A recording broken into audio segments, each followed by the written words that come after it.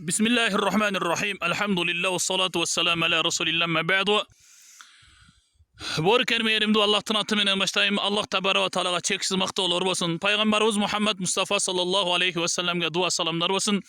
Urmatlı Müslüman bir tugandar, muna uşu bir çoң jayloo jüröbüz.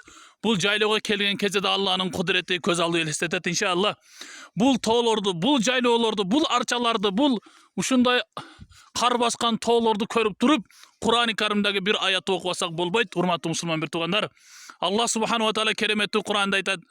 A'udhu billahi mineşşeytanirracim. İnne fi halqis semawati vel ard ve ihtilafil leyli ven nahar la ayatin li ulil albab. Sadakallahul azim. Bul ayatın manisiga köңүл buruz urmatlı mekendeş, urmatlı kalayqal, urmatlı Müslüman bir tugandar. Bul ayatı uşul Allah'tın kudretini körüp uşul ayatı okup jatam.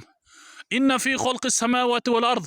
Bul asma menen jerdin jaralışı deyt Allah keremetli Kur'an'da. Vaktilafil leyli ven nahar, kündüz menen tündün aylanıp turusu, taң atışı jana keç kirişi li ayatil li ulil albab, akıl eler üçün, akıldılar üçün, akılını iştetkenler üçün Kudaydın bar ekeniga, je akıl eler üçün Kudaydın bar ekeniga bir dalil. Karаңыз тугана, мындай тоолорду kim жаратат? Albatta Allah. Allah uşunday toğlordu jarattı, arçalardı jarattı. Uşunu körüp Kudayga işenmesek tugandar, anda ahirette ahvalыбыз vay bolat. Oşontan urmatlı Müslüman bir tugandar, Kudaydı aklı menen taanıptır deydi. Uşunday toğlordu körüp, arçalardı körüp, uşunday taşlardı körüp Kudayga iman keltirmesek ahiretimiz öte jaman bolat. Allah subhanahu wa ta'alaga çeksiz maktoğulur bolsun. Peygamberimizge dua salamlar bolsun.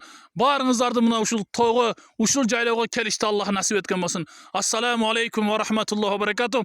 Barыңızдар Allah'ın rahmatın, berekesin, dua salamların kalayım. Assalamu aleykum ve rahmetullahi ve berekatuh.